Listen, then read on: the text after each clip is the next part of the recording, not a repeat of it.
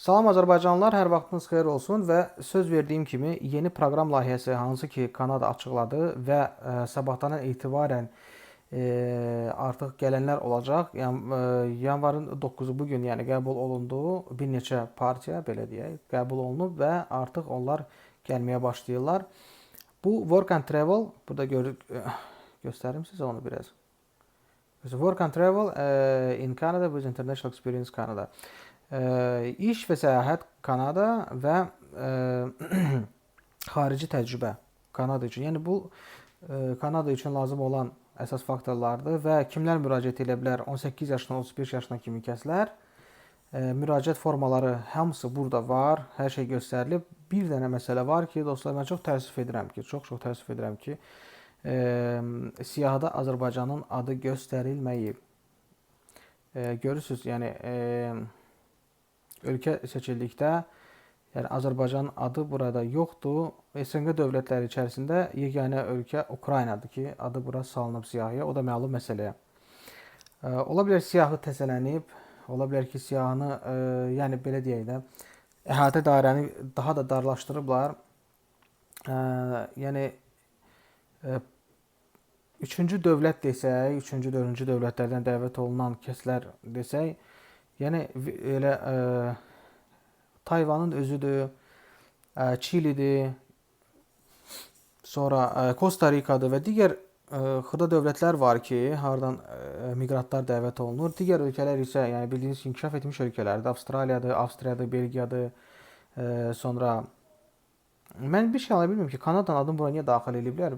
Bu proqramı, yəni Kanadada olaraq bu proqrama müraciət eləməkmi? Ola bilər ki, bu kəslər hansılar ki gəliblər Kanadaya və yəni geri dönmək istəmirlər, proqrama müraciət edib proqramla Kanadada hər hansı bir işlərini davam edə bilərlər. Mən belə düşünürəm. Bəlkə də səhv edirəm, amma Kanadanın adı burada var siyahıda. Və hətta İngiltərənin də adı var.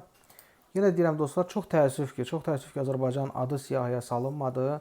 Bilirsiniz, mən çox istərdim ki, bizim vətəndaşlar da, bizim Azərbaycanlılarımız da yəni bu proqramdan yararlansınlar. Yəni dələduzlara, o giz-giz cəmiyyətlərə, çox üzr istəyirəm bu ifadəmə görə, o giz-giz cəmiyyətlərə pul tökməsinlər. O görürsüz, yəni yəni bu sadə bir üsulla çox sadələşdirilmiş bir proqram idi və $161 cəmi pul ödənilir. Yəni hansı ki o işə baxıldıqdan sonra ondan sonra 6 həftə ərzində işə baxılır və sizə cavab deyilir. 6 həftə ərzində. Təsəvvür edirsiniz, çox az bir dönəmdir. Yəni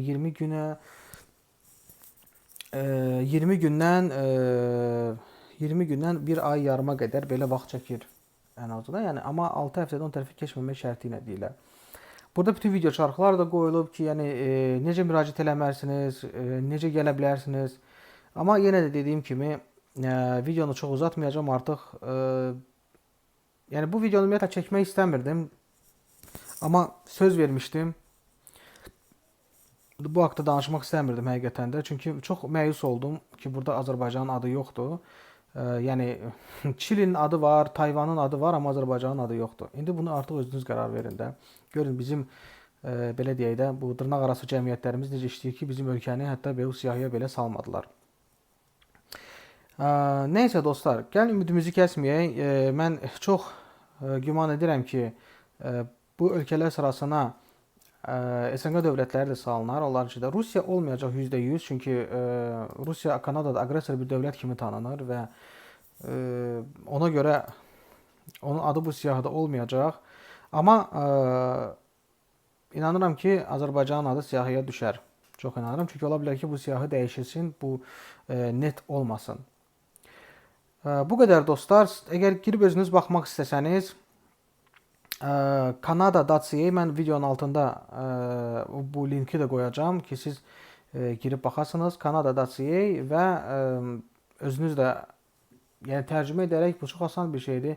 Google Translate-i öz web brauzerinizdə aktiv edirsiniz və o səhifəni avtomatik tərcümə eləyir. Özünüz də oxuya bilərsiniz. Mən sadəcə olaraq burada ölkələrin məsələ içərisində mənim ölkəm siyahıda yoxdur. bölməsini seçdim ki, bəlkə nəsə bir dəyişiklik olar, amma belə bir bənd açılır və artıq o bənddə də mən özümə lazım olan cavabı tapa bilmirəm, amma yəni burada daha çox yazılıb ki, hansı kriteriyalarla qəbul olunacaq işçilər ki, bizə daha çox kimlər lazımdır Kanadaya, yəni demək istəyirəm və burada bütün hər şey qeyd olunub və siz hər şeyi belə deyək də yuxarıdan alta qədər hər şeyə baxa bilərsiniz. Yaş həddi 18-35-dir və bütün kateqoriyalara görə yaş həddi 18 yaşdan 35 yaşa qədərdir. Çox əlverişli bir yaş idi və yenə deyirəm, çox təəssüf. Amma ümidimizi üzməyək, mən inanıram ki, proqrama yenə əlavə ölkələr olacaq və güman edirəm ki, Azərbaycanın adı bu ölkələr siyahısında olacaq. Hələlik dostlar, özünüzə yaxşı baxın. Növbəti pozitiv videoda görüşərik.